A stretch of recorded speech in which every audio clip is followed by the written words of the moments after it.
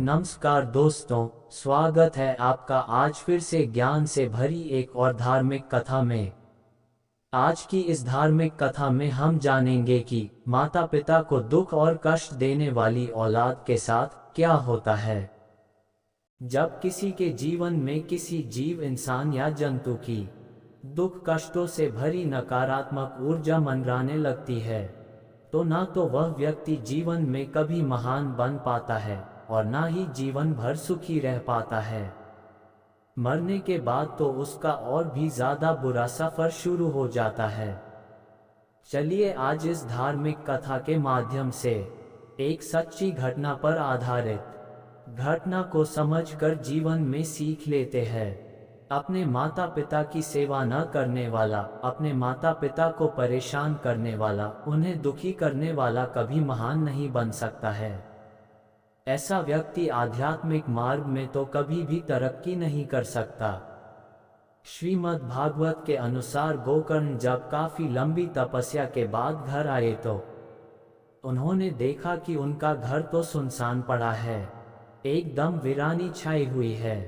उन्होंने जब भीतर प्रवेश किया तो एकदम खाली था उनका घर। किसी प्रकार से रात रुकने की व्यवस्था की। रात को बहुत डरावनी आवाजें उन्हें आने लगीं, जैसे अचानक कोई जंगली सुअर उनके कमरे के अंदर भागा आ रहा हो। फिर उल्लू व बिल्ली के रोने की आवाजें आने लगीं। गोकर्ण समझ गए कि यह क्या है। वे कड़कड़ाती आवाज में बोले, कौन हो तुम? क्या बात है? गोकर्ण की कड़कड़ती आवाज सुनकर अचानक रोने की आवाज आने लगी। कोई दिखाई नहीं दे रहा था, बस आवाजें ही आ रही थी। तभी वो रोती हुई मनुष्य की आवाज बोली, भाई मैं धुंधकारी हूँ, मैं आपका भाई धुंधकारी। मैं बहुत कष्ट में हूँ, मैं बहुत परेशान हूँ। मुझे भूख लगती है, मैं कुछ खा नहीं सकता हूँ। प्यास लगती है तो कुछ भी मैं पी नहीं पाता हूँ। हालांकि मेरा शरीर नहीं है, किंतु मुझे ऐसा ही लगता रहता है जैसे मैं जल रहा हूँ। हवा के थपेड़ों से मैं कभी इधर होता हूँ तो कभी उधर। मैं एक स्थान पर टिक भी नहीं पाता हूँ। मेरे भाई, मैं बहुत कष्ट में हूँ। मैं एक प्रेत बन गया हूँ। गोकर्ण जी कहते हैं, धुंधकारी, तुम प्रेत कैसे हो सकते हो? तुम्हारा तो गया तीर्थ में पिंड दान किया है मैंने। धुंधकारी, मैंने पिताजी को इतना परेशान किया कि वे सह नहीं पाए और मेरी वजह से जंगलों में चले गए। उनके जाने के बाद मैं शराब के लिए, मीट इत्यादि खाने के लिए माँ से पैसे लेता था। माँ जब मना करती थी तो मैं माँ को मारता था। माँ मेरे अत्याचारों से, मेरे खराब व्यवहार से इतना दुखी हुई कि उसने कुएं में छलांग लगाकर आत्महत्या कर ली। भैया, जिसने अपने माता पिता को इतना कष्ट दिया हो, उसका पिंड दान से कल्याण कैसे हो सकता है? भैया, आप कुछ और उपाय सोचें।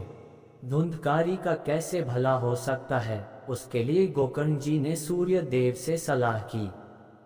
सूर्य देव जी ने कहा, गोकर्ण, भगवत भक्ति ही, श्रीमद् भागवत कथा अथवा श्री कृष्ण की कथा ही धुंधकारी का कल्याण कर सकते हैं और अन्य कोई उपाय नहीं है। उसके उपरांत श्री गोकर्ण जी ने गांव के सभी लोगों को इकट्ठा कर विधि विधान से श्रीमद् भागवतम कथा का आयोजन किया। भगवान श्री कृष्ण की महिमा कीर्तन का आयोजन किया। वहीं पर एक बांस गाड़ दिया ताकि उसमें धुंधकारी रह सके। हवा के थपेड़ों की वजह से वो हरि कथा से वंचित न हो। इस तरह श्री कृष्ण महिमा श्रवण करके श्रीमद् भागवतम की कथा सुनकर धुंधकारी का कल्याण हुआ। अन्यथा उसने तो जीवन में इतने पाप किया थे कि उनसे मुक्त होना उसके लिए असंभव था। क्योंकि जिन माता पिता ने हमें जन्म दिया, जिन माता पिता ने इतने कष्टों के साथ हमें पाला पोसा, पढ़ाया लिखाया, बड़ा किया, जिन माता पिता ने हमारे सुख के लिए अपने सुखों को छोड़ा, उन माता पिता की अगर कोई सेवा न करे, उन माता पिता को कोई कष्ट दे अथवा परेशान करे तो भगवान कैसे सहन करेंगे? स्वयं विचार करें। हर माता पिता को अपनी औलादों से यही उम्मीद रहती है कि वो उनके बुढ़ापे का सहारा बनेंगे, हमारे बाद उनके वंश को आगे बढ़ाएंगे, पूर्वजों की धरोहर, हमारे दिए हुए संस्कारों और परंपराओं को पीढ़ी दर पीढ़ी समेट कर रखेंगे। लेकिन बहुत से बच्चे गलत संगत में पड़कर अपने संस्कारों, मर्यादित क्रियाकलापों को ताव पर रखकर ऐसे कर्म कांड करने लगते हैं जिससे माता पिता बहुत दुखी होते हैं। सेवा करना तो दूर बात भी नहीं सुनते और बदजुबानी भी करते हैं। तो सोच लो ऐसे लोगों के साथ क्या होता है। आपके पास अब भी वक्त है अपनी गलतियों का पश्चाताप करने के लिए। अपनी गलतियों को सुधारो, माता पिता की सेवा में खुद को पूर्ण समर्पित कर दो। रोज भगवत गीता का पाठ करो, सत्संग सुनो, इससे आपके अंदर की अच्छी प्रवृत्तियां सक्रिय होंगी, आपके अंदर की बुराइयों का नाश होना शुरू होगा, मन सकारात्मक विचारों और अध्यात्म ज्ञान से भरने लगेगा। रोज सुबह शाम ईश्वर का चिंतन करो, आपका कल्याण होगा। उम्मीद करता हूँ ये धार्मिक कथा आपको बहुत अच्छी लगी होगी।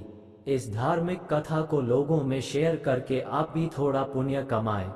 हम अपने चैनल पर जीवन के दुख कष्ट दूर कर सही राह दिखाने वाली एवं मानसिक चेतना को सकारात्मक ऊर्जा प्रदान करने वाली ऐसी ज्ञान से भरी तमाम कहानियां लाते रहते हैं।